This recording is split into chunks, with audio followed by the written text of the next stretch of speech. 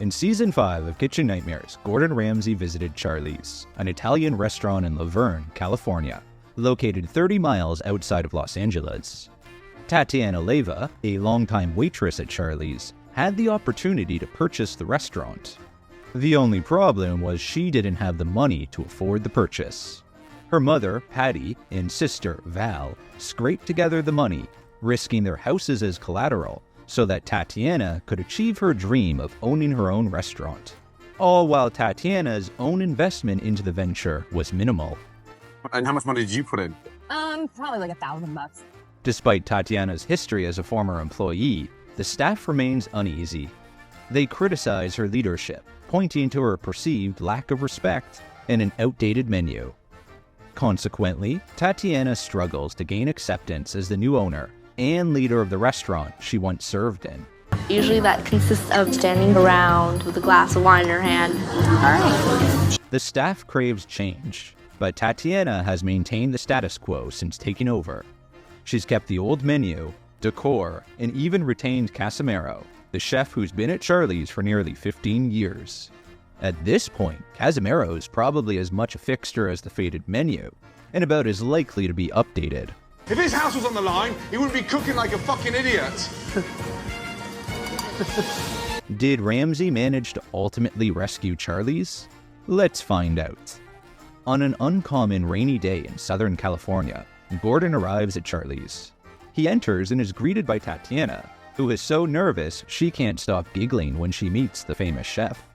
I just laugh because that's what I don't know what to do with this nervous energy and this anxiety. After that awkward introduction, Tatiana recounts the journey that brought her to her current situation. A decade prior, she started as a waitress at Charlie's under the original owner, Charlie himself. Charlie then sold the restaurant to another buyer who supposedly mismanaged the place. In 2010, seizing the chance, Tatiana found herself presented with the opportunity to buy the establishment when the prior owner decided to give up on the restaurant. Since she didn't have the money or collateral to buy the place herself, Patty and Val, both school teachers, pledged their homes as collateral for the venture. Tatiana wields full authority without financial risk, having invested almost none of her own money or assets. Meanwhile, her sister and mother bear the entire burden. Their houses and savings are on the line as collateral, yet they have no say in the business. This lopsided arrangement leaves Tatiana's family in a precarious position.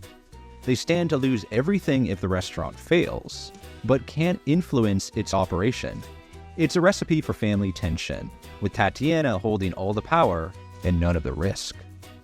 The restaurant is not only not making money, but has also since sunk into debt. Ramsay questions why Tatiana has opted to maintain the status quo, given the previous owner's mismanagement that led to the restaurant's decline. Why hasn't she made the changes needed to revive it? This is partly because upon taking control of the restaurant, Tatiana, guided by sentimental reasons, chose not to modify the menu or replace Chef Casimiro, both of which were remnants from the previous owner. The staff blames Tatiana, asserting that her reluctance to implement changes and failure to acknowledge Chef Casimiro's shortcomings all contribute to the restaurant's struggles. After hearing the backstory, Ramsay is ready to try the food. His waitress Genevieve's pleasant demeanor at the table is the first positive experience he's had there. Although Genevieve warned Chef Ramsay about the house lasagna, saying it's a bit different than your typical lasagna. This candid remark from Genevieve infuriates Tatiana, who observes her while lingering on the sidelines. Even though a bit perplexed by Genevieve's explanation, Gordon decides, given that this is California after all, why not go along with something unusual? Genevieve is not the only honest one at Charlie's, though. Daniela, the sous chef, is quite forthcoming about the quality of the restaurant's cuisine. I don't like any of the food, so I really don't think that he will either. The first dish, toasted ravioli, is one of Gordon's favorites, but it arrives raw inside. Genevieve admits that most customers don't like them, while Tatiana makes disparaging remarks about Genevieve.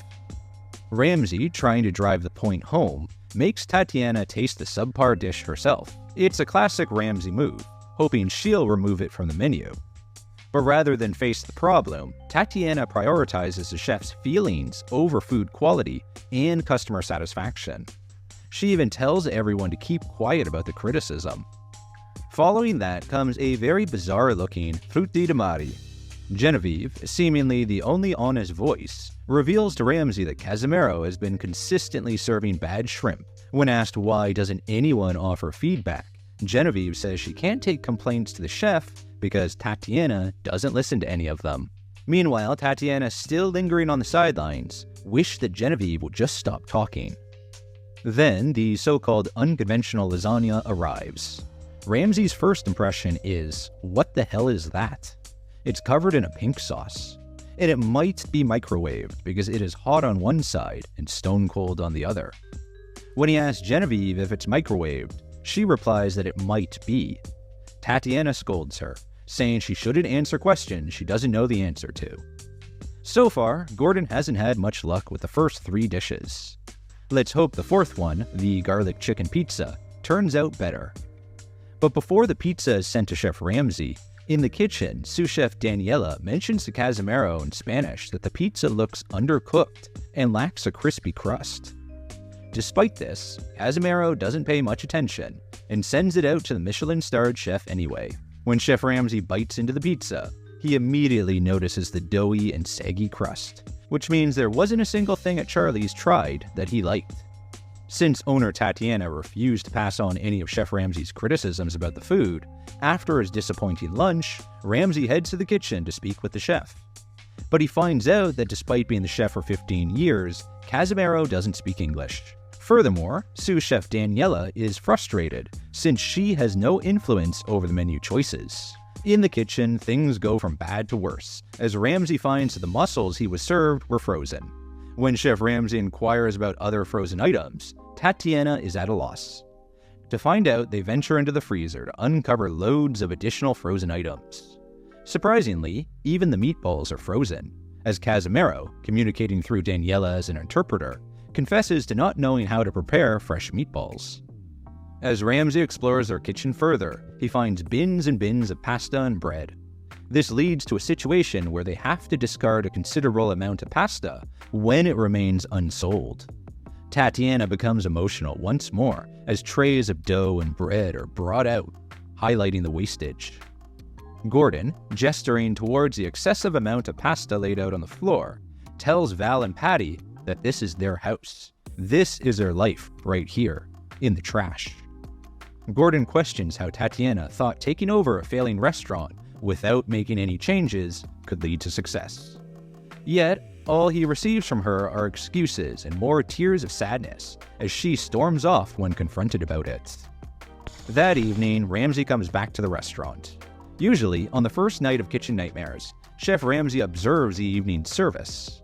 However, since things are going so poorly, he has decided to make an immediate change. Ramsay insists that both Daniela and Casimiro prepare fresh meatballs from scratch, providing them with all the necessary ingredients. The two get to work, each preparing their own meatball recipe. Tatiana has full confidence in Casimiro, since he's worked in an Italian restaurant for 15 years. Daniela, on the other hand, isn't confident in Casimiro, thinking he doesn't know what he's doing. Ramsay returns to check on their progress. He was surprised to find out that Casimiro boils meatballs in tomato sauce, instead of frying them for a nice crust, going for a more Mexican albondigas style. Ramsay, clearly displeased, calls Tatiana over and explains the proper Italian way of cooking meatballs.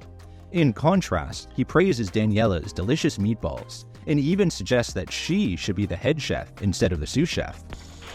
With dinner guests about to arrive, Ramsay decides to teach Casimiro the proper technique for pan-frying meatballs.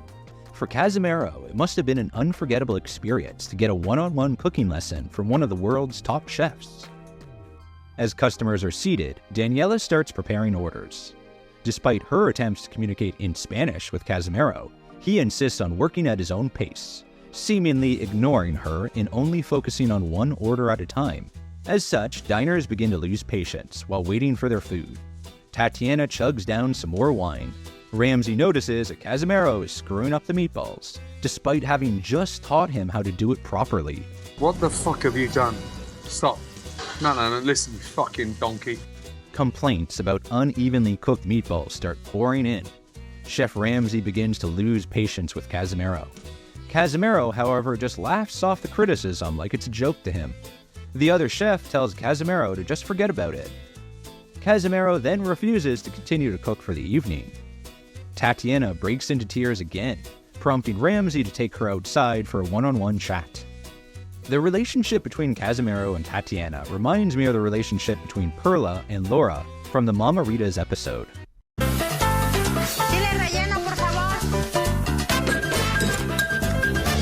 Are you her boss or are you her friend? I am her boss, and Wrong. You're her friend. look at me. It's okay. I'm scared too. I'm scared and it's hard, okay? It'll be okay. I promise you it'll be okay. I've been his friend for 10 years. I know his I'm family, sorry. his Well, kids, okay, his great. kids. You've got kids, and so does your sister. Tatiana is too scared to upset Casimiro. Yet, she begins to realize that she needs to step up as the restaurant's owner, and that involves making the tough choices that an owner must make. She talks with Patty and Val, debating whether or not she should fire Casimiro. Her mother says she needs time to think about it, but Tatiana says she needs to do it right then and there. And so, she goes and has that talk with Casimiro. He refers to her as my child. Speaking to him in Spanish, she tells him she is sorry, but she has to let him go. She begins to tear up as she apologizes to him, offering a hug in support. He says he knew it was coming and walks out without accepting the hug from Tatiana. From calling her my child one second to walking off the next. Tatiana cries once again as the evening comes to a close. After a particularly tough first day, everyone comes together the next morning to regroup and focus on the future. Ramsay introduces Chef Jonathan, one of his own chefs who will stay at the restaurant for a month to help train a replacement to take over as the head chef of Charlie's one day. Before continuing, Ramsay believes Tatiana must grasp how a restaurant kitchen operates in order to effectively manage the restaurant. Tatiana puts on a chef's apron and joins Ramsay in the kitchen.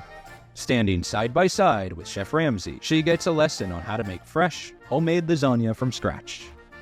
He teaches her how to properly layer a lasagna like a pro. The results look fantastic. In fact, Gordon says the lasagna she made looked just as good as the one he made when he held them side by side. The following day, the staff enter Charlie's Italian Bistro to see the new menu showcasing Gordon's creations. It features homemade focaccia bread, spaghetti meatballs, and 4 different types of pizza to make the most of their wood-fired brick pizza oven. Everyone is thrilled with Ramsay's new menu, especially sous chef Daniela. I mean, it's beautiful, it's delicious. Chef Ramsay, you're my boy, dude. As the relaunch begins, Jonathan takes charge in the kitchen. The evening starts well, but soon pizza orders slow down, revealing communication issues between servers and the oven staff. Gordon steps in, pulling Tatiana aside. He stresses the importance of improving communication among her staff and working as a team. Gradually, things start to click, and customers begin raving about the delicious food. The relaunch turns out to be a hit. Gordon proudly declares that the restaurant is now truly Tatiana's, not Charlie's. In a touching moment, Tatiana hugs Gordon, thanking him for changing her life and the lives of many others. It's a fresh start for the restaurant, filled with hope and promise. Once Gordon departed, Jonathan extended his stay for an additional month to oversee operations and aid in the recruitment and training of a new permanent chef for the restaurant. Customers, impressed with the food and service, contributed mostly positive reviews, reflecting in the solid 4-star overall rating on Charlie's Yelp page. Recent reviews, in particular, were consistently awarding the restaurant 5 stars. Regrettably, Charlie's Italian Bistro shut its doors in July 2012, marking a mere 8-month survival post-Gordon Ramsay's visit, and a mere 4 months after the airing of the Charlie's Kitchen Nightmares episode. As far as I know, Tatiana never provided a public statement explaining the reasons for the restaurant's closure. Tragically, server Genevieve from Charlie's Italian Bistro passed away in 2014 due to complications related to epilepsy, leaving a void at just 21 years old. Despite her brief appearance on Kitchen Nightmares, she became somewhat of a cult figure, charming viewers with her brutally honest and endearing persona. Genevieve, an aspiring singer, showcased her passion for music through singing rock cover songs that she posted to her YouTube channel before her passing.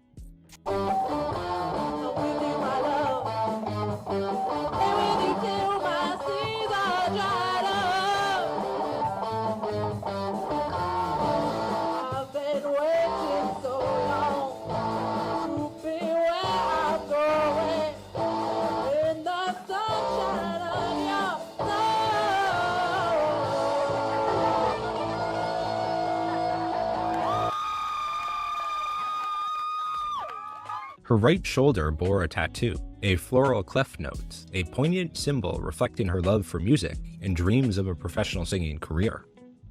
In the wake of her passing, Genevieve's family initiated a GoFundMe campaign to assist with the expenses associated with her memorial. Her memorial page still receives messages of condolences to this day, almost 10 years after her passing, including from numerous Kitchen Nightmares fans. As for the building that housed Charlie's Italian Bistro, it was quickly purchased by a pair of experienced restaurateurs who were already eyeing it up when they heard rumors of its impending closure. The pair, which have Armenian and Lebanese roots, opened Cafe X2O in the location, the name meaning hugs and kisses. To them, they saw purchasing Charlie's as a bargain when compared to starting a new restaurant from the ground up, which at that time would cost at least $250,000 and involve installing plumbing and grease trappers, all of which were already available and ready to go at the former Charlie's location. The fact that it came with a brick pizza oven was an added bonus, according to the pair, something they take advantage of quite a bit with their flatbread pizzas. Additionally, they've transformed the rear patio into a hookah bar. This unique touch adds an extra layer of flair to the outdoor space, providing patrons with a distinctive and enjoyable atmosphere to unwind and indulge in the hookah experience.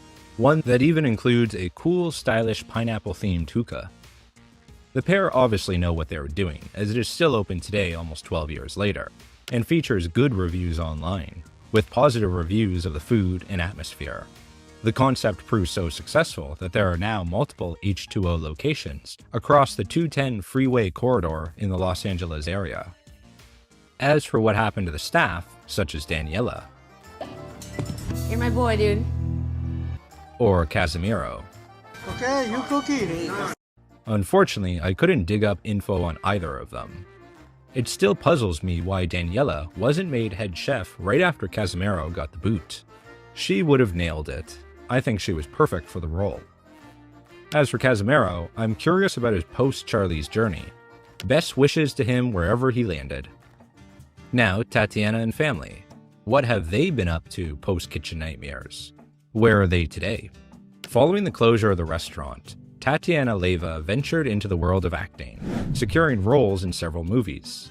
Notably, she served as a production assistant on Up in Smoke.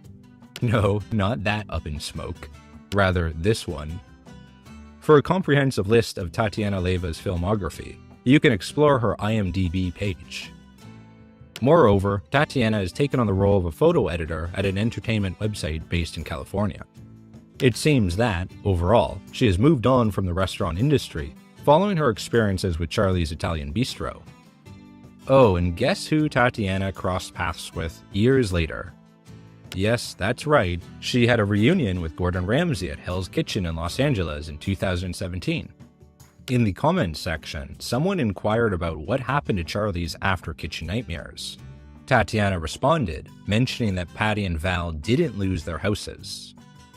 According to Patty's Facebook, she is a teacher at an all-girls Catholic school in Glendale, California. I'm glad that she and Val didn't end up losing their houses as a result of Charlie's. As for Val, I couldn't find any professional updates for her. However, on her Facebook she mentions Genevieve, still 10 years on after her passing, including a post in support of the Los Angeles epilepsy charity. While the restaurant's journey had its share of heartaches and challenges, the postscript reveals a bittersweet mix: losses, reunions, and new beginnings. Charlie's Italian Bistro may have closed its doors, but the legacy lives on, a testament to the highs and lows of the restaurant world.